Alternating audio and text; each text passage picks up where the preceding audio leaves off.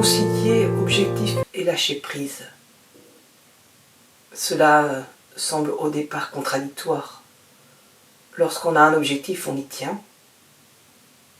On est focalisé dessus et on met toute son énergie pour essayer d'atteindre cet objectif.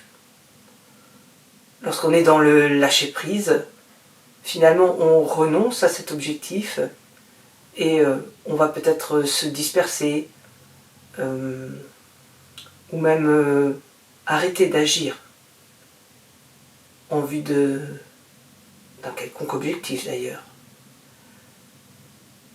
Lâcher prise et objectif semblent donc a priori contradictoires.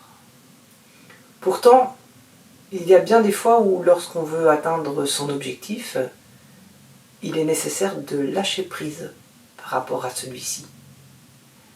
Effectivement, j'ai utilisé volontairement ce terme, se focaliser sur l'objectif. Lorsqu'on est focalisé sur l'objectif, on oublie tout ce qu'il y a à côté. Tous les à côté.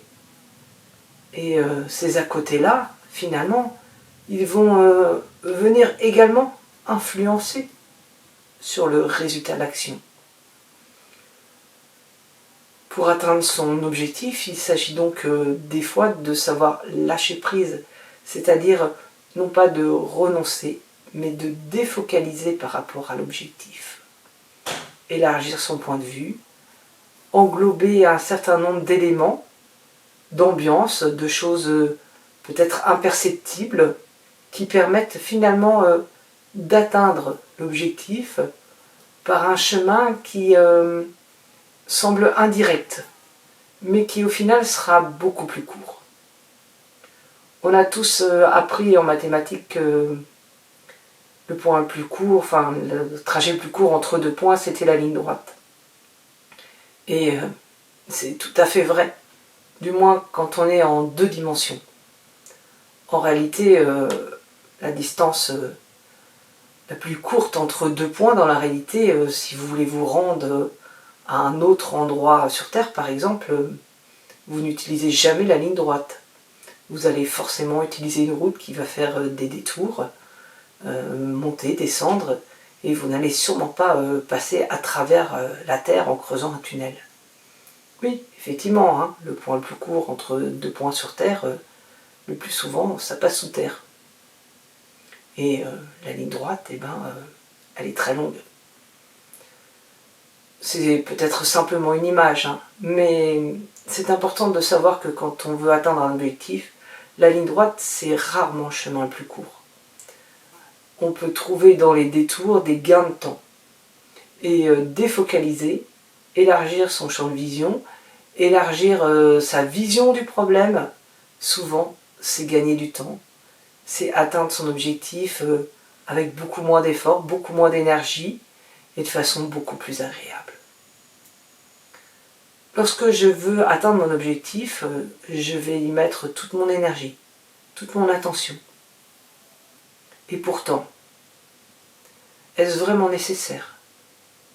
Est-ce vraiment là ce qui va me permettre d'atteindre mon objectif ? Je vais être tellement focalisé dessus que finalement, ça va prendre une importance immense pour moi. Dans mes pensées, dans mon corps, dans mes actions, mais aussi émotionnellement. Les enjeux vont être très importants. Et ces émotions, puisqu'elles vont être très importantes, elles vont venir prendre beaucoup de place. Et elles vont m'envahir. Je vais avoir peur. Je vais avoir peur d'échouer parce que finalement l'objectif, ce sera devenu l'essence de ma vie. Il n'y aura plus que cela. C'est ce qui viendra donner sens à ce que je fais. La plupart du temps, lorsque les enjeux sont trop importants, avec la pression émotionnelle,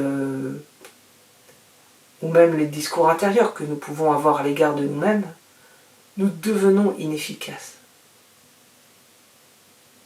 Nous n'arrivons pas à gérer toutes les données.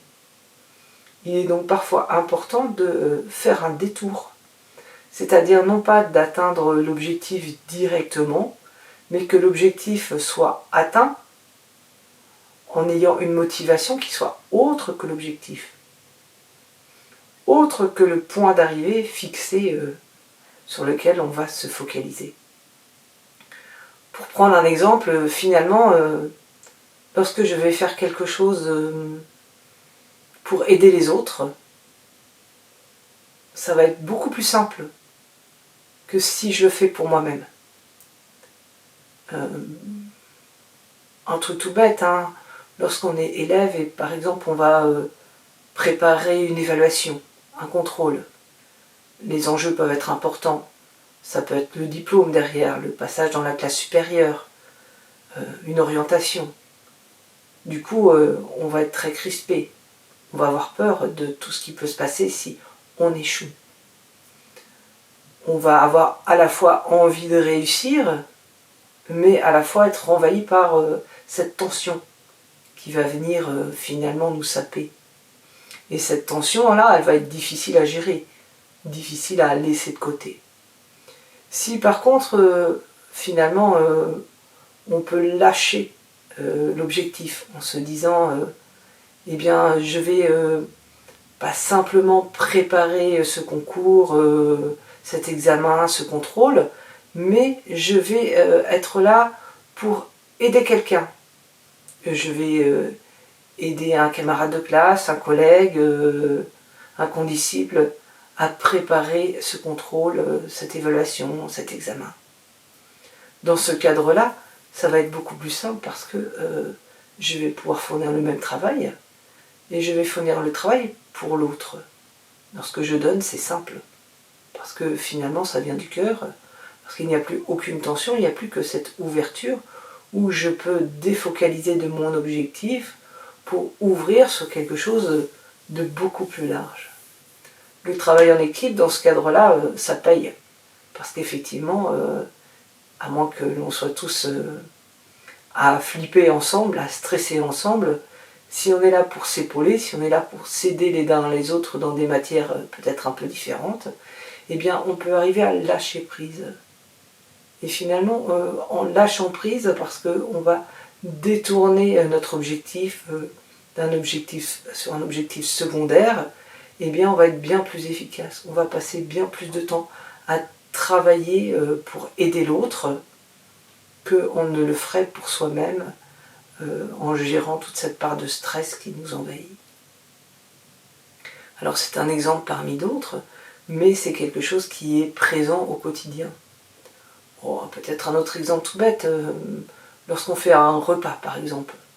Si on est seul, s'il s'agit de cuisiner pour soi-même, eh bien, quelque part ça va être compliqué. Est-ce qu'on va vraiment passer une heure à préparer un repas qu'on sera seul à manger? Admettons que notre objectif, ce soit d'avoir une alimentation équilibrée ou simplement de se faire plaisir avec un repas. Eh bien, au final, ce sera bien plus simple si on fait cela de manière détournée. C'est-à-dire, encore une fois, on peut le faire pour l'autre, on peut le faire aussi dans un objectif qui serait de faire peut-être une visio, de partager ses connaissances avec les autres. C'est-à-dire, encore une fois, au lieu de viser son propre intérêt, son propre objectif, de détourner cela vers l'extérieur. Oui, donner, parfois, c'est vraiment pouvoir recevoir. Donner, c'est aussi se donner à soi-même, parce que les enjeux vont être complètement différents, parce qu'on va être pris par un élan bien plus large, parce que cet élan du cœur, finalement, va venir nous décharger de la tension mentale.